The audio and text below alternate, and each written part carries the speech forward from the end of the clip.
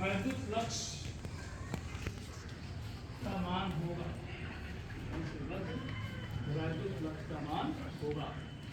यही ऑप्शन उसमें भी डाल दीजिए।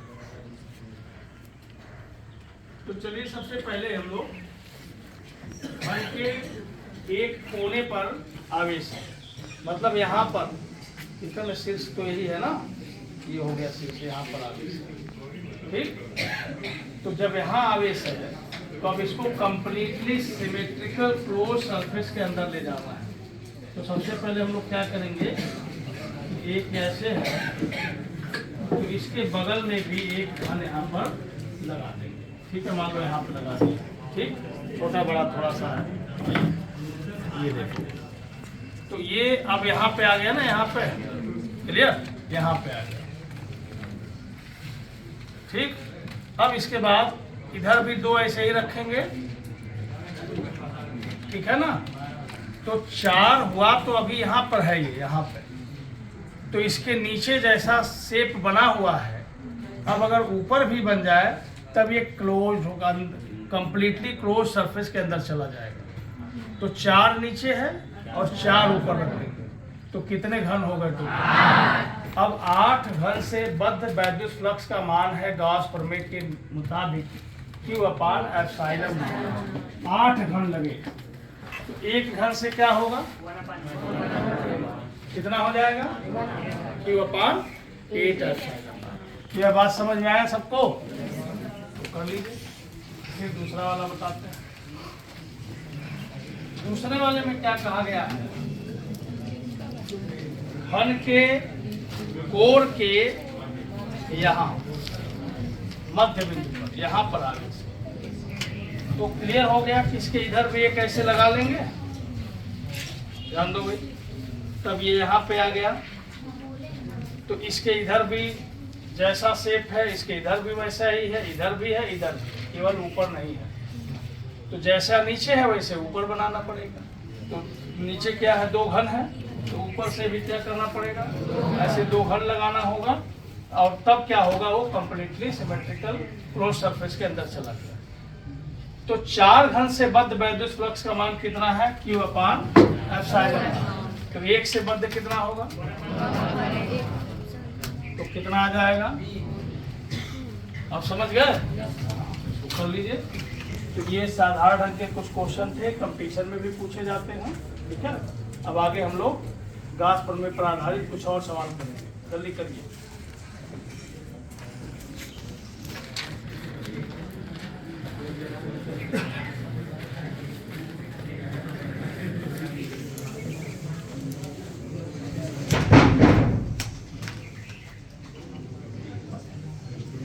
चलिए लिखिए,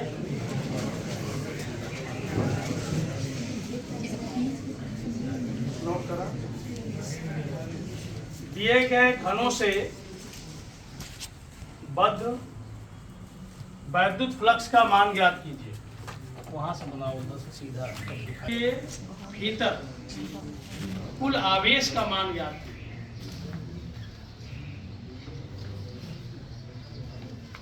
दिए गए घनों के भीतर कुल आवेश का मान ज्ञात कीजिए।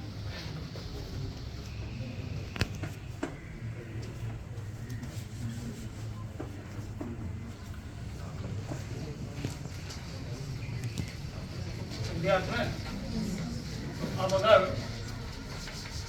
घन इस तरह से दे दिए जाए, जैसे मान लीजिए यहाँ हमने बना दिया,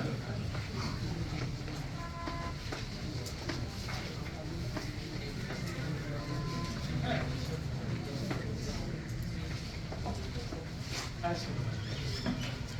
तो इसमें आप देख रहे हैं एक नीचे सरफेस है, किधर है, किधर है, तो ये पहला वाला पार्ट हमने बनाया, इधर से ऐसे दिखाया जाता है फ्लक्स, ठीक है ना, फ्लक्स दिखाया जा रहा है। ये जो पृष्ठ है यहाँ पर, इससे फ्लक्स निकल रहा है।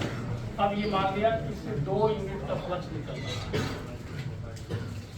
इसके बाद यहाँ पर हमने दिखाया, यहाँ पे 1 यूनिट का फ्लक्स प्रवेश कर रहा है, फिर यहाँ से 3 यूनिट का फ्लक्स निकल रहा है, फिर एक नीचे सरफेस है, इससे 2 यूनिट का फ्लक्स निकल रहा है, ठीक है। और इधर वाले से 1 यूनिट का फ्लक्स निकल रहा है। कुल कितने हो गए? 5 हुए हैं अभी तक। 5 ही हुआ ना? कौन वाला बच गया? कौन सा? ये वाला है ना। तो इससे ऐसे निकाल दिया जाए। इससे मान लीजिए इसमें मान लो प्रवेश कर जाता है 2 यूनिट का या फिर 4 यूनिट का फ्लक्स, ठीक है। एक तो हमने ये बना दिया। अब दूसरा बनाते हैं, दूसरा बना देते हैं।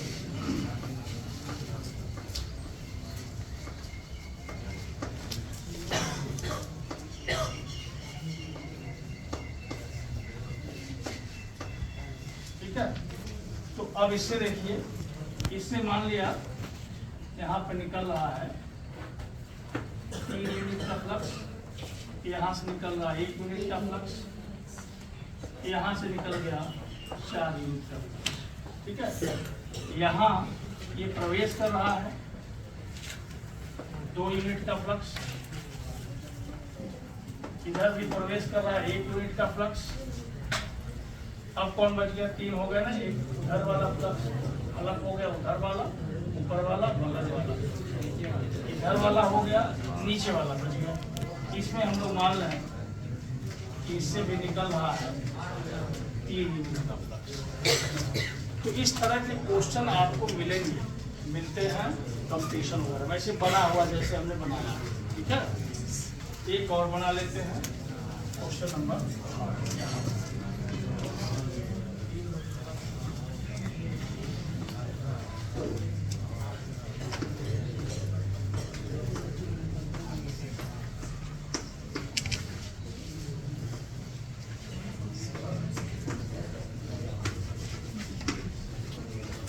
3 दिख रहा है, 3 और नहीं दिख रहा।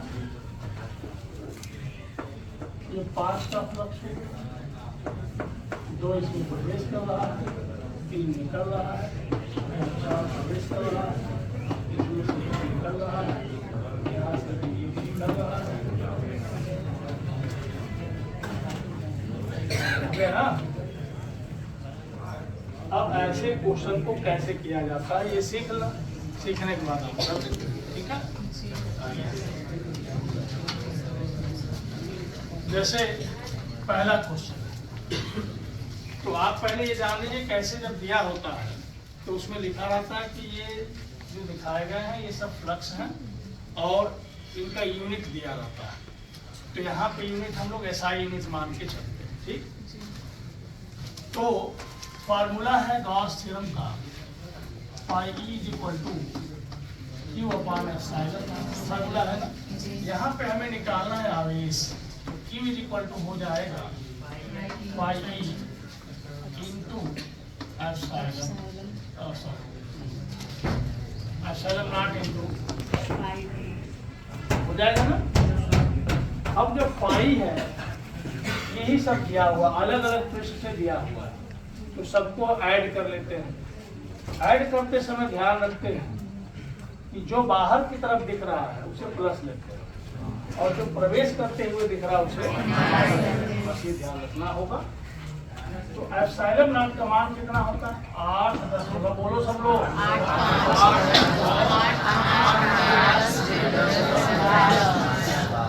SI यूनिट में यही होता है।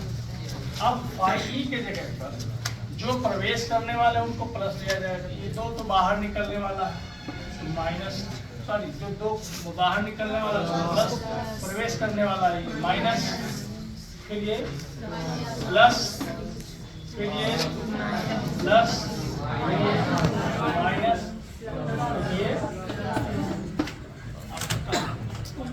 इस तरह से क्वेश्चन को सॉल्व करना है। तो मैंने ये बताया कौन सा पहला। अब ये हो गया 8.85, थोड़े 10 का -12, जितने प्लस है सब ऐड करें, 2 3 5 और 2 7 और 1 और जो माइनस उसको घटा, एक यहाँ 5 घटा कितना बचा, यानी 3 का इसमें गुणा कर देना, ठीक है।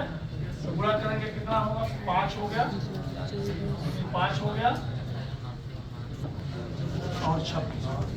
ठीक है, डेसिमल 2 अंक के बाद लगेगा। अब यहाँ हम क्या करते हैं, 2 पे तो ऐसे ही लग जाएगा, 10 पे -12 हो जाएगा, लेकिन हम यहाँ पे लगा लेंगे तो 10 पे -12। और ये क्या है? कूलम, आवेश अनुलिका। ये हो गया आपका आंसर। मेथड क्लियर हुआ या फिर से बताना होगा? सबको क्लियर हो गया? तो बाकी दोनों क्वेश्चन हो जाएगा। कर लीजिएगा, जल्दी से उतार लीजिए, फिर आगे की तरफ बढ़ते हैं।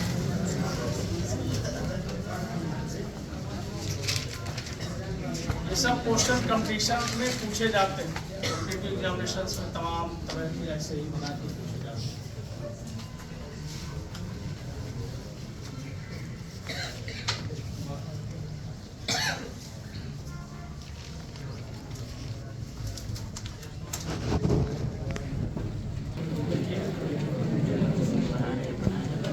दिए गए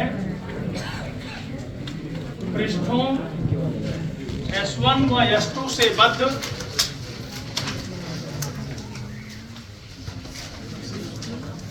दिए गए पृष्ठों S1 व S2 से बद्ध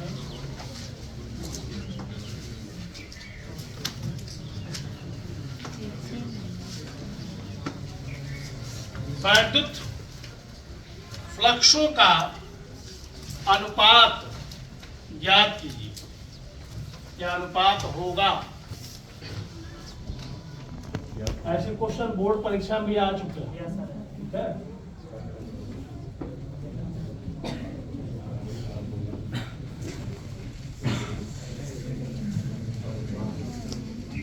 ऑप्शन नोट कर लीजिए।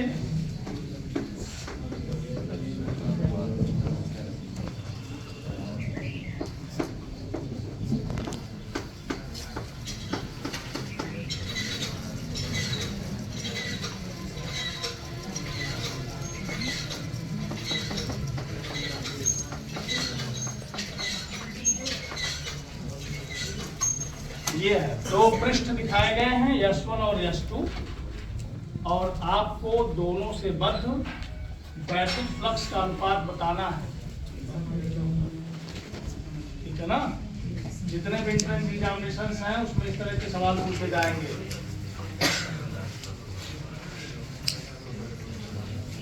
तो कोई इसमें कर सकता है? किसी का दिमाग काम कर रहा है? एक संबंध दे दो, एक संबंध दे दो, बताया। ठीक है, अच्छी बात है। चलिए देखते हैं क्या हो सकता है। देखो, एक्चुअली ये S1 है, तो S1 का जो वैद्युत फ्लक्स अगर हम ϕ1 लिखें गॉस प्रमेय के मुताबिक, तो गॉस प्रमेय में क्या कहता है? उस पृष्ठ से भीतर, उस पृष्ठ के भीतर कुल आवेश अपान निर्वात की विद्युतशीलता। तो इस S1 के पृष्ठ कुल आवेश कितना है?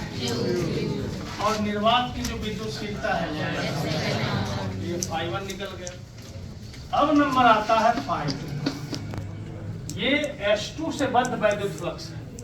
अब ये S2 ये पूरा का पूरा है, तो S2 के भीतर कुल कितना आवेश है? ये Q भी है और ये Q है। S2 के भीतर तो दोनों है, कितना हुआ? 2Q अपान एप्सिलॉन। ठीक है, फिर अब हमें ϕ1 अपान ϕ2, तो ϕ1 की वैल्यू ये है Q अपान एप्सिलॉन नॉट, और ϕ2 की जो वैल्यू है वो नीचे है, तो उसको हम क्या करेंगे? गुणा कर सकते हैं ना, तो क्या लिखेंगे? Epsilon not ϕ। तो एप्सिलॉन नॉट से एप्सिलॉन नॉट कैंसिल हो गया, Q से कैंसिल हो गया, बचा कितना? 1/2, या फिर इसको हम लिख सकते हैं। आ गया समझ में? कर लीजिए। तो इस तरह के भी सवाल आप सीखना, ऐसे भी सवाल और भी बन सकते हैं जो इसी पैटर्न पर होंगे, तो तरीका बस आपको सीखना है। चला, इसके बाद आगे हम लोग गॉस प्रमेय के अनुप्रयोग पर कुछ और आर्टिकल पढ़ेंगे। तो आप हेडिंग लिखिए,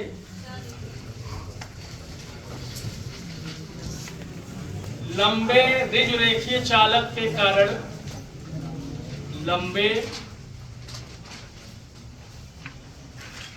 आवेशित विडाल लंबे आवेशित ऋज रेखीय चालक के कारण उत्पन्न वैद्युत क्षेत्र की तीव्रता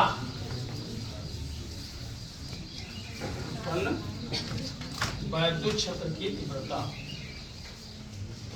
तो गाउस प्रमेय के द्वारा एक लंबे आवेशित चालक के कारण उत्पन्न वैद्युत क्षेत्र की तीव्रता हम लोग ज्ञात करेंगे। तो लंबे चालक का मतलब क्या होता है मैंने पहले ही बता दिया। इसमें लंबाई के अलावा बाकी के डायमेंशन क्या हो नेग्लिजिबल। इस तरह से एक चालक हमने ले लिया और फिजिक्स में लंबे का अर्थ यहाँ पे मान लिया जाता है कि अनंत लंबा होता है। इधर भी अभी बाकी है, इधर भी बाकी, समझ गए। और कभी कभी यही आर्टिकल अनंत लंबाई के आवेशित चालक के कारण उत्पन्न वैद्युत क्षेत्र की तीव्रता है। अनंत उसमें लिखता है, कभी कभी लंबा लिखता है, दोनों का मतलब एक है। अब इसे आवेशित कर दिया जाता है, ठीक है। आवेशित करेंगे तो मान लो प्लस आवेश है, तो प्लस आवेश इसके लंबाई में एक समान रूप से वितरित हो जाएगा, ठीक है ना। ऐसे एक समान रूप से वितरित। अब इससे इसके समीप बिंदु पर मान लीजिए यहाँ पर हमें बिंदु P है जहाँ वैद्युत क्षेत्र की तीव्रता ज्ञात है और ये दूरी R है, यहाँ वैद्युत क्षेत्र की तीव्रता ज्ञात करनी है।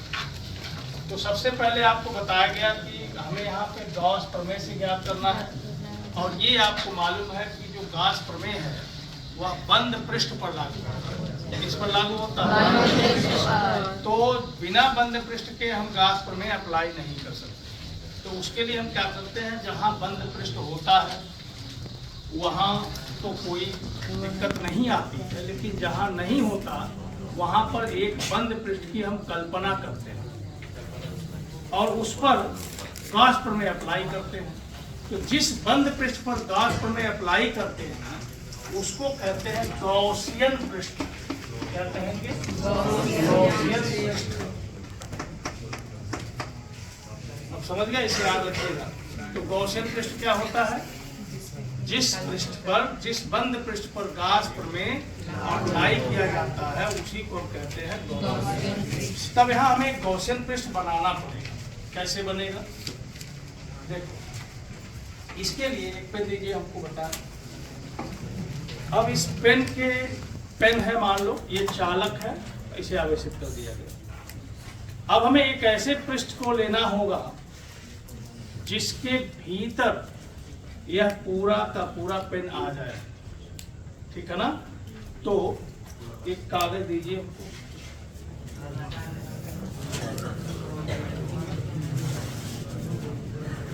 देखो, अब इसके लिए हमें क्या करना पड़ेगा, अब इसके चारों तरफ एक सरफेस बना लिया जाए, तब क्या होगा, तब ये पेन उसके पूरा अंदर आ गया कि नहीं आया?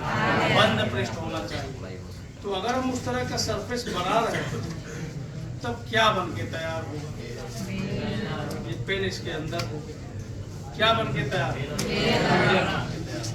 यानी यहाँ पर जो गॉसियन पृष्ठ होगा वो क्या होगा? वही अभी हम बनाएंगे यहाँ पे और उसके बाद वैद्युत क्षेत्र का मान हम लोग निकालेंगे। तो चलिए, ये हमने बना रखा है गॉसियन पृष्ठ।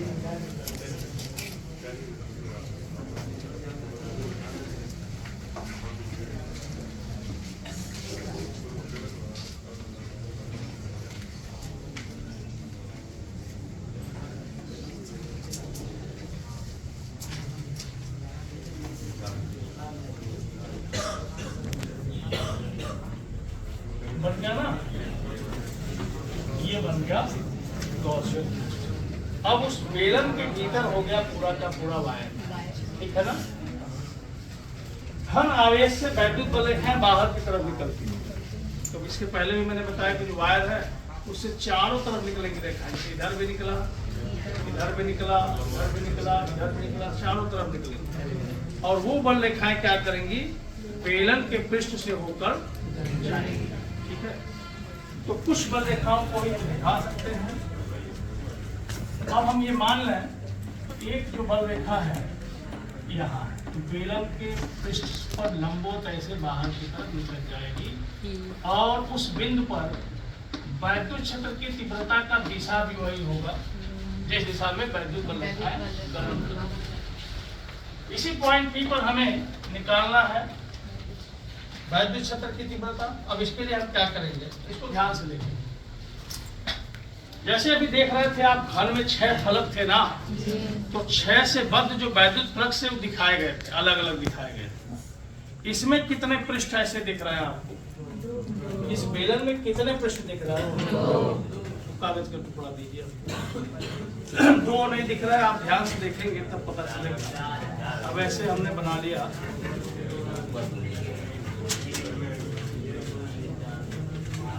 ठीक है ना, ऐसे बन गया। तो एक पृष्ठ तो इसका ये हुआ, पूरा एक ही है ना, एक ये हुआ। इससे भी बल रेखाएं निकलेंगी चारों तरफ, इससे बद्ध फ्लक्स होगा। एक ये हुआ समतल पृष्ठ, सर्कुलर प्लेन एरिया, समतल। एक ये हुआ, यहाँ से भी निकल सकते, एक ये हुआ। तो कितने हुए? 3 हुए। तो हम क्या करते हैं, सबको अलग अलग मान लेते हैं, ठीक है ना। तो इसको हमने ये वाला जो पोर्शन है, एक एरिया ये हुआ, तो इसको हमने मान लिया है A1 एरिया, समझे ना।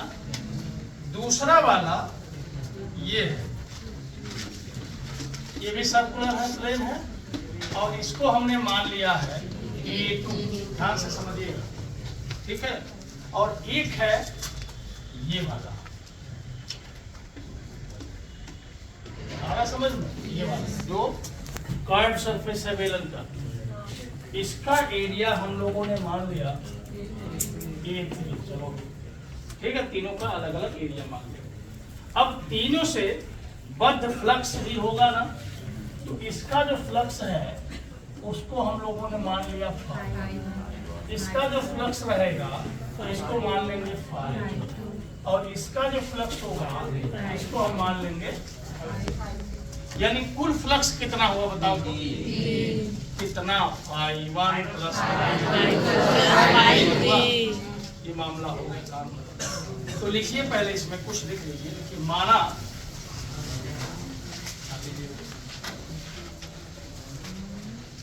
एक लंबा आवेशित ऋजुरेखीय चालक है, एक लंबा आवेशित ऋजुरेखीय चालक है,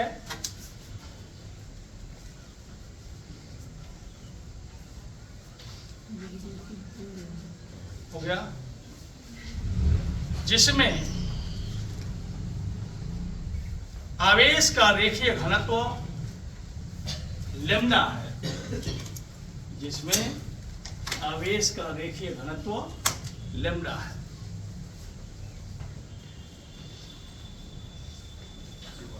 हो गया, बहुत अच्छी बात। अब देखो नीचे से लिखा, इससे स्मॉल r दूरी पर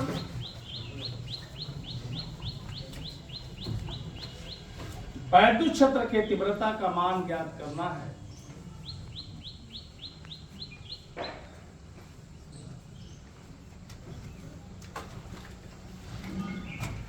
इसके लिए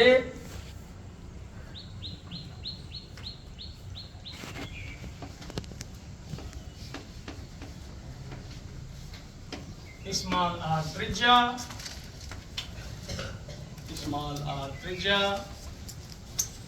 तथा स्मॉल l लंबाई का, स्मॉल l लंबाई का बेलनाकार गॉसियन पृष्ठ की कल्पना करते हैं। बेलनाकार गॉसियन पृष्ठ की कल्पना करते हैं। हो गया ना।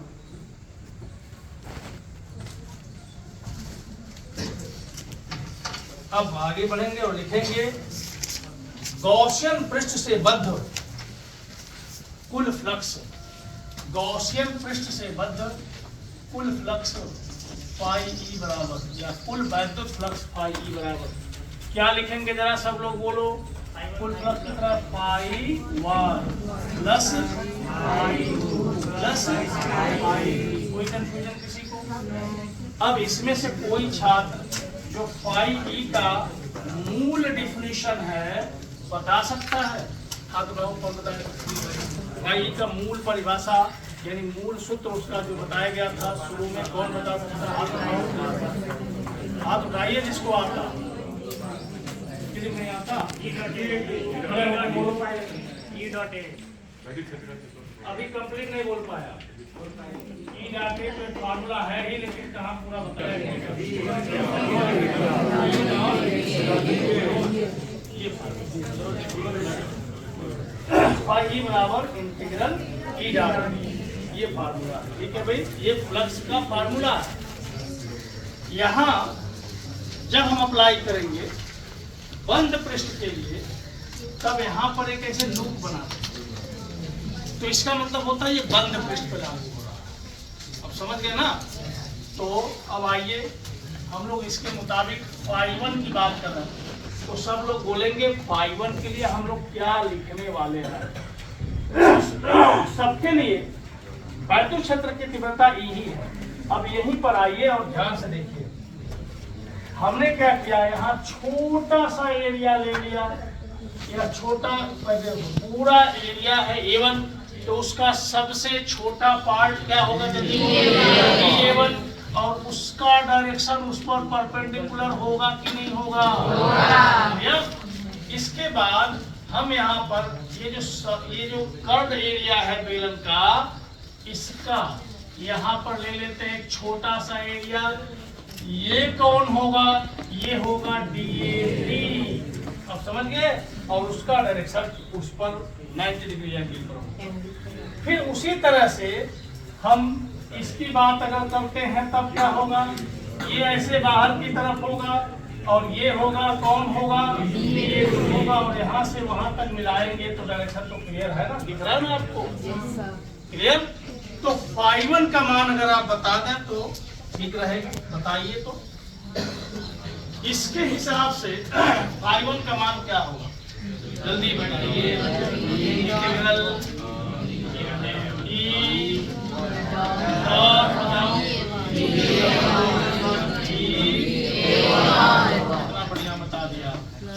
इंटीग्रल ई वाला क्या होगा? बहुत बढ़िया। प्लस इंटीग्रल सब लिख दिया। अब इसको तोड़ते जाना है। अब कैसे तोड़ना है? इसके लिए फार्मूला आपका A.B, और A.B का फार्मूला है यही है ना? तो अब आप एक का मान बताते चलिए। तो फिर इसको क्या लिखेंगे? इंटीग्रल बताओ, इसको क्या लिखेंगे? और cos of angle between E and D। बताओ कितना कोण है? E इधर है, कोण बताओ। तो लिखेंगे cos ऑफ एंड प्लस इसको बोलो भाई और cos ऑफ। A2 इधर है, E इधर है, एंगल कितना है? 90। तो फिर लिख दिया आप 90 डिग्री। एंड प्लस इसमें आइए DA3 और cos of angle between DA3 and E।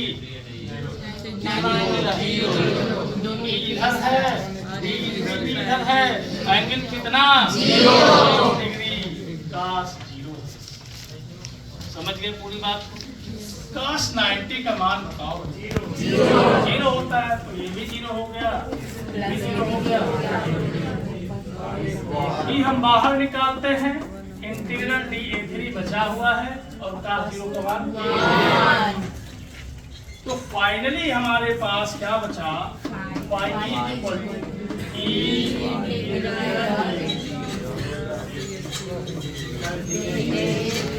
अब आपको बताना है इंटीग्रल dA3 का मान क्या है। ठीक है, तो हाँ बहुत बढ़िया बताया। ये बेलन का वक्र पृष्ठ का छोटा सा पार्ट है ना, उस छोटे से पार्ट का इंटीग्रेशन कर रहे हैं, जोड़ रहे हैं, तो पूरा बेलन का वक्र पृष्ठ बन जाएगा। और बेलन के वक्र पृष्ठ का फार्मूला होता है h उसकी हाइट होती है या ऊंचाई होती है, यहाँ पर हाइट की जगह पे h होता है, तो क्या होगा पाई बराबर e इंटू 2 पाई r, और ये बन गया समीकरण नंबर 5। अब हम लोग अप्लाई करेंगे कॉस प्रमेय। ठीक है, अब लिखेंगे कॉस प्रमेय। हम लोग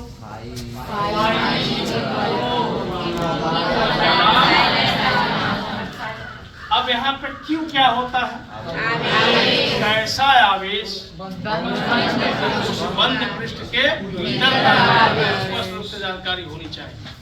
तो अब उस आवेश का मान हमें लिखना पड़ेगा ना, तो लिखो क्यू का मान यहाँ है कितना, खूब ध्यान से समझना है।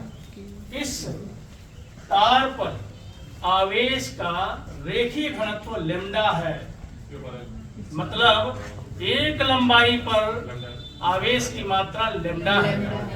आपको कितने लंबाई पर आवेश चाहिए, कितनी लंबाई उस बेलन के भीतर है, कितनी लंबाई बेलन के भीतर है, तो एल लंबाई पर आवेश की मात्रा कितना, लेम्डा इंटू एल। और दूसरे तरह से आप ऐसे भी समझ सकते हैं कि लेम्डा यहाँ पर क्यू अपान एल है, तो समझ गए सब लोग। तो यहाँ क्यू के जगह पर हो गया lambda into L upon epsilon not, और ये बन गया समीकरण नंबर 2। अब हम क्या करेंगे, दोनों समीकरण का यूज करेंगे। ध्यान से देखिएगा, यह आर्टिकल बहुत इंपॉर्टेंट है, आपके परीक्षा में आने की भरपूर संभावना है, तो इसकी तैयारी कर लीजिए। कोई कंफ्यूजन हो तो बताइए। तो समीकरण 1 व 2 से ध्यान से देखिए। तो इसमें हम क्या करते हैं, एक वाला जो मान था फाई ई का रख देते हैं, तो क्या मिला e इंटू 2 पाई आर एल, ठीक है, इज इक्वल टू लेम्डा और फिर क्या हुआ एल से एल कैंसिल हो गया, और e बराबर थोड़ा सा सिस्टमेटिक लिखने की कोशिश कर रहे हैं, 1 अपान 2 पाई बना दिया, लेम्डा यहाँ है, आर यहाँ नीचे आ गया। तो ये फार्मूला तैयार हो गया लंबे आवेशित रिजोनेटिव चालक के कारण उत्पन्न तीव्रता का मान।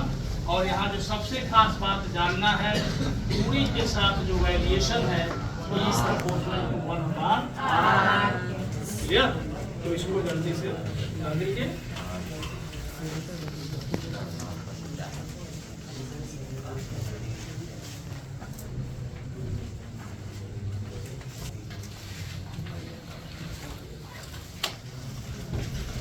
फार्मूला जो पढ़ाया जा रहा है